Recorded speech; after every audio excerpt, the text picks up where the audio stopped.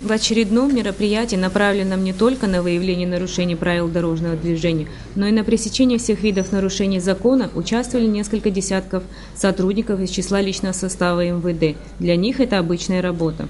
Очередное мероприятие, рейдовое мероприятие по отработке города и районов на постах выявлять нарушения всякого рода, не только по правилам дорожного движения, по всем видам нарушения. И такие мероприятия неоднократно можно неделю, 2-3 раза, ежедневно, лишь бы было силы, средств. Это наша прямая, очередная наша работа.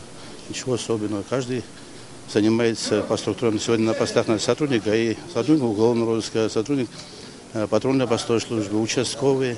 Каждый на местах будет выявлять по их линиям правонарушения, если таковые будут. Одна из основных задач рейда – выявление автомобилей с иностранными номерами, которые не состоят на учете. Владельцев незарегистрированных транспортных средств предупреждают о необходимости в месячный срок поставить свой транспорт на временный учет. Это основная задача.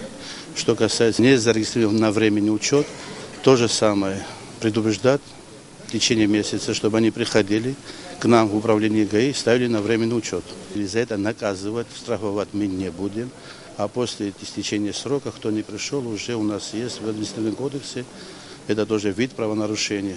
Сотрудники МВД, получив последние наставления, отправились в путь, и мы вместе с ними. В этот раз серьезных нарушений ПДД не выявилось. У меня лично нарушение выявлено, управляя автомашиной, пользовались мобильной связи. Без переднего госномерного знака, без доверенности. Вот 3 протокола я составил в течение 1,5 часа. Самое главное, чтобы ездили в трезвом виде. Самое такое у нас болезненно. К сожалению, попадается в нетрезвом состоянии тоже. Если раньше водители возмущали подобные мероприятия, то сейчас они уже с пониманием относятся к ним. Более того, многие уверены, что рейды станут эффективной мерой в борьбе с нарушением правил дорожного движения. Об этом говорят и госавтоинспекторы. На улучшение пошло, намного улучшилось все. Если такие рейды будут почаще, все будет нормально. Служба МВД проводит рейдовые мероприятия на постоянной основе. Рената Шакая, Саида Гуха, Абхазское телевидение.